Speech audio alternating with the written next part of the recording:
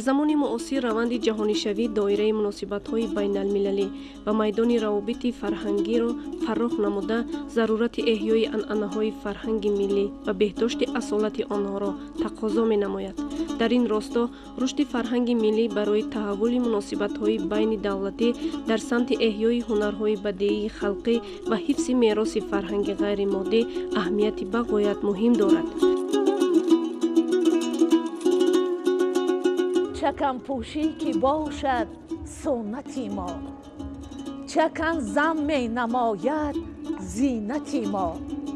اگر ما قدر اجدادان ندانیم، کسی دیگر نداند قیمتی ما.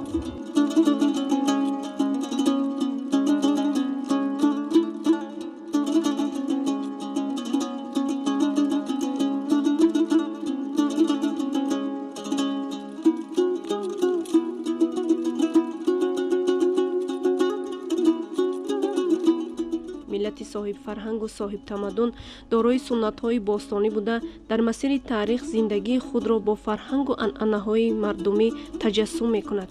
маҳз тавассути асарҳои пурарзиш ва ташаббусҳои созандаи асосгузори сулҳу ваҳдати миллӣ, пешвои миллат, президенти ҷумҳурии Тоҷикистон муҳтарам Эмомалӣ Раҳмон, як қатор суннатҳо ва ҷашнҳои миллӣ аз нав эҳё гардиданд, ки онҳо садсолаҳо аз назари мардум дур монда дар гӯшаи фаромӯшӣ буданд.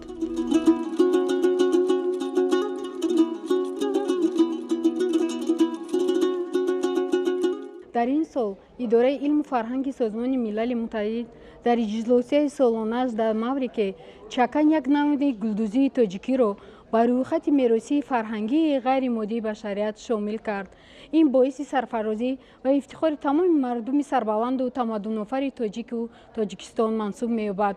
дар асл чакан либоси зебои қадимии тоҷикона мебошад, ки дар он тамоми меҳру муҳаббати модарон акс ёфтааст ва вақте ки занони тоҷик ин либосро ба бар менамоянд, дар он як ҳусни дигар ба вай зам мешавад ва ба ин муносибат тамоми мардуми саодатманду сарбаланди тоҷикро ба ин дастовар, ки муаррифгари фарҳангу ҳунари миллӣ ба ҷаҳониён аст, самимона табрик таҳният менамоям.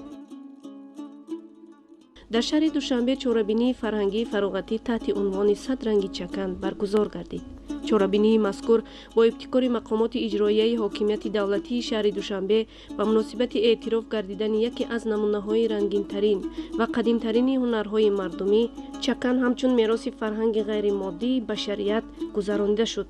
мақсад аз баргузории ин чорабинии фарҳангӣ пеш аз ҳама эҳтирому арҷгузорӣ ба мероси пурғановати таърихию фарҳанги миллати тоҷик мебошад.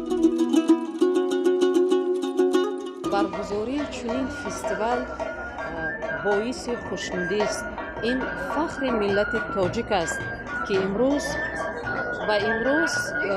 тамоми ин санъати волои тоҷикона имрӯз дар тамоми ҷаҳон маърифӣ гардида истодааст.